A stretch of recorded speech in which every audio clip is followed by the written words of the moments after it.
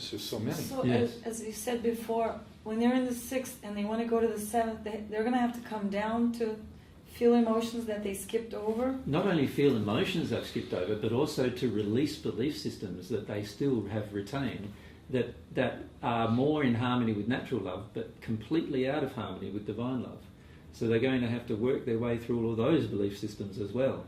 And so, it creates a huge lag on the soul, in the sense that the soul who has imbibed all of these belief systems finds it very hard to give them up. Very difficult process to give them up and then allow themselves to absorb a new belief system.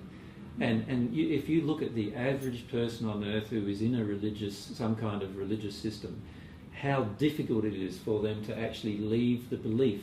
Even after they leave the religion, many times they still retain the belief. Yes. Emotionally retain the belief.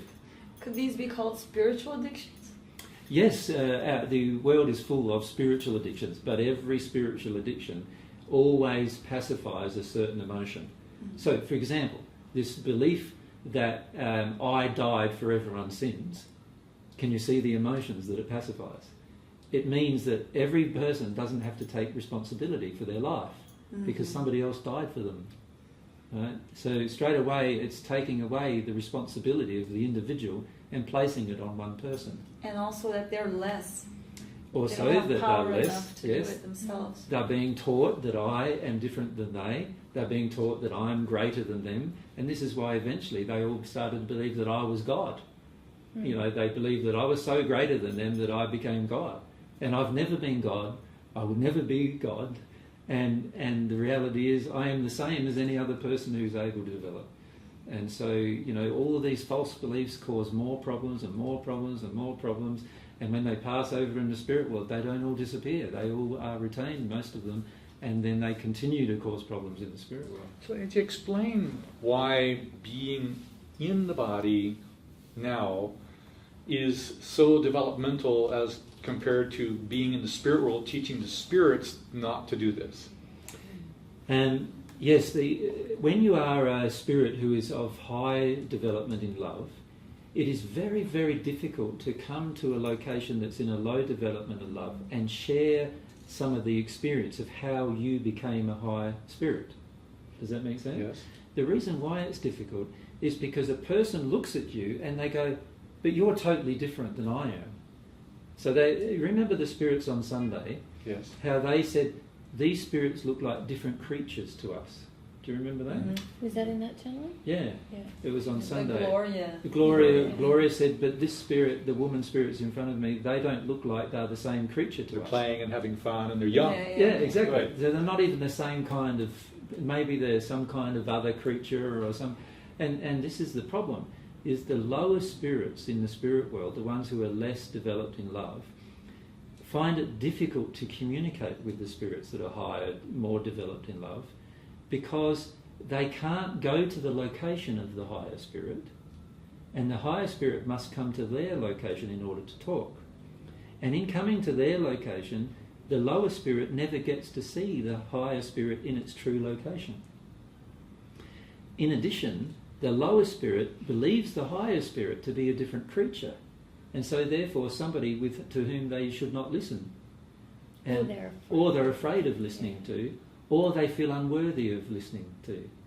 And as a result, many lower spirits will not listen at all to any higher spirit. What was remarkable that Gloria, who seemed really benevolent in her intentions and her group, had no idea that anything else existed. Yeah.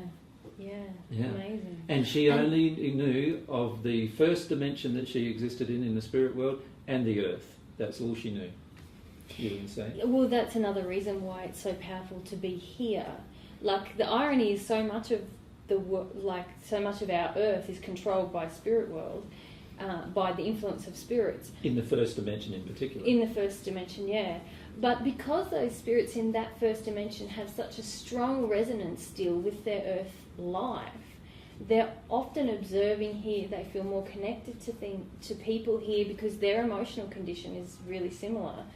So then if you have someone here sort of turning back and teaching them something. It's far more powerful than someone trying to reach them from a higher space.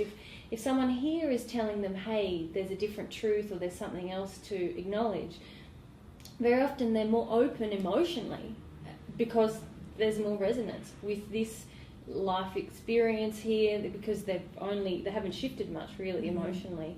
And They are really much the same as they were on Earth. Yeah. They have exactly the same beliefs they had on Earth. 300 years. 300 years, they're still much the same person. Yeah. They still have the same understandings. They haven't discovered anything about the spirit. So really, they're like an Earth dweller living in the spirit world. And so when you talk to them from the Earth, it's very much more simple to communicate with them and easily to motivate them in comparison to... They believe they're being loving. Yeah.